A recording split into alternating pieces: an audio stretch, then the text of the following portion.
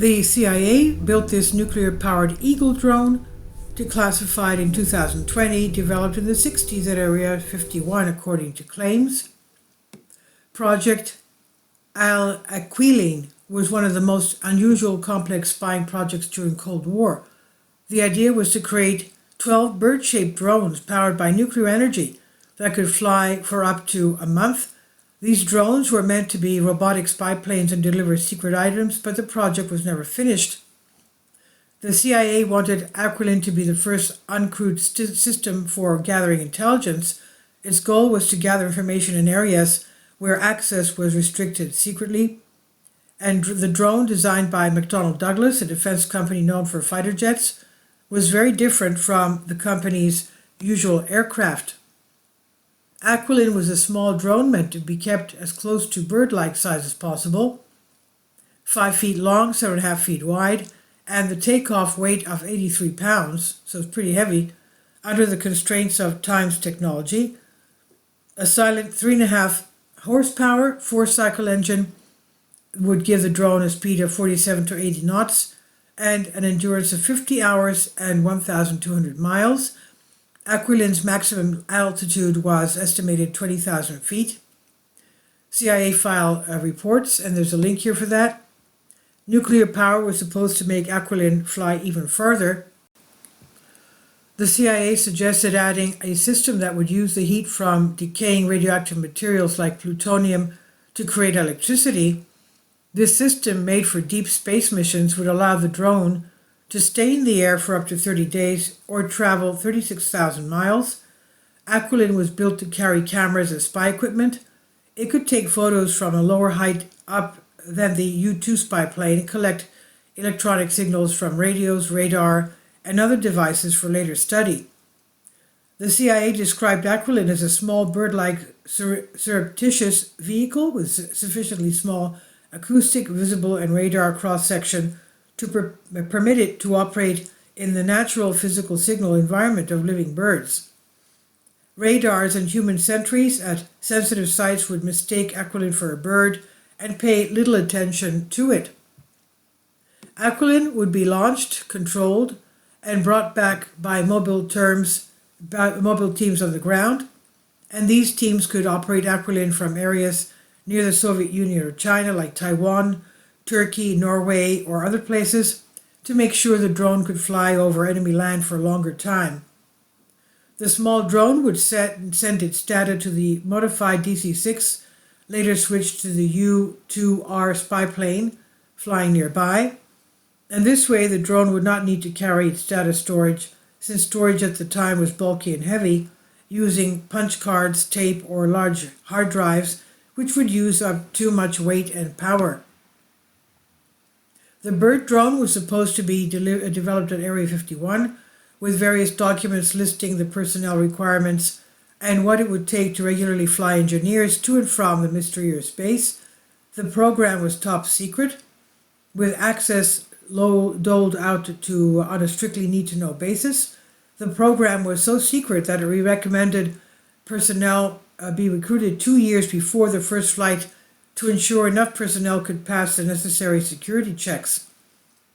In 1969, the CIA agreed with McDonnell Douglas Astronautics Corporation, MDAC, to start working on technologies for the Aquiline program. In 1970, people were sent to Area 51 to begin flight testing. This testing was planned to end in the early 1971. When the contract was finished, it was expected that by then, a functional Aquiline drone would be ready and the program would become fully active. Exact specifications and design details are scarce, but what is known is that Aquiline drones were made to resemble birds and featured a single-tail propeller. Initially, the prototypes were powered by chainsaw motors. In one memo of the CIA's reading room, the Aquiline drone is referred to as a high characteristic operating model plane with a lot of expensive gadgetry, they said. Sensor systems were embedded in the aircraft's nose and included optical cameras, infrared sensors, and even electronic intelligence packages. The drones were intended to have also been able to drop black box sensor systems into hostile territory as well, so some form of payload carrying capability must have been included in at least some of the Aquilin designs. Specifically, one of the CIA's documents states that one of these test drones was designed to carry payloads weighing up to 5 pounds. The Aquilin drones were hard to spot during testing, so engineers painted one bright orange to make it easier for a chase plane to see during a test flight. Even with the paint, the chase plane crew still had trouble spotting the drone in the air. The exact range of the Aquilin drones remain unknown and is redacted in all of the CIA's declassified documents. However, one account states that Aquilin was able to fly for 130 miles while obtaining very high resolution photography, while another document states one of the proposed mobile control units would have a range of 1,200 miles. A dedicated satellite was planned to offer a long-distance communication link for Aquilin drones, but was never launched. Aquilin drones had an impressive design, but they had a big problem. They did not have landing gear. Instead, they had to land by crashing into nets. This often damaged the drone wings and propellers, leading to delays because of constant repairs. 3 Aquilin prototypes were destroyed during these landings. In a personal account hosted on roadrunnersinternational.com, a site that preserves the history of aviation pioneers and programs that developed the U-2, A-12, and YF-12 during the Cold War, John Meredrick, retired Air Force Lieutenant Colonel, offers a brief recollection of the Aquilin program as he remembered it, and we wrote, "The vehicle was 6-foot-long plane that had a small pusher prop and looked like an eagle or buzzard when it was in the air. It was designed to fly at very low levels along communication lines and intercept their messages. It also had a small television in the nose as an aid to navigation and to photograph targets of opportunity.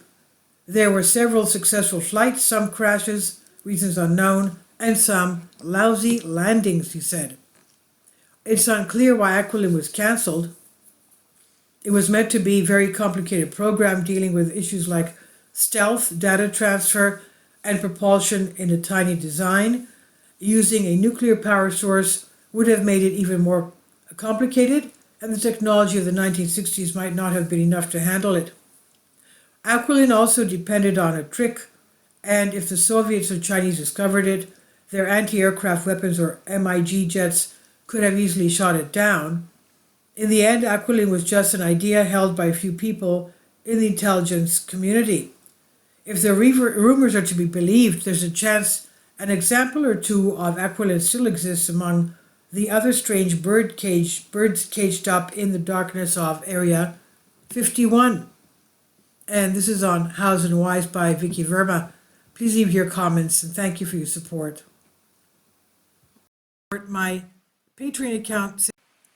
The daily posts are 5 videos daily, and they are totally different from what I have on my YouTube channel. Thank you so much for your support and that you find all my content so interesting. You'll find the Patreon account details in the description box below.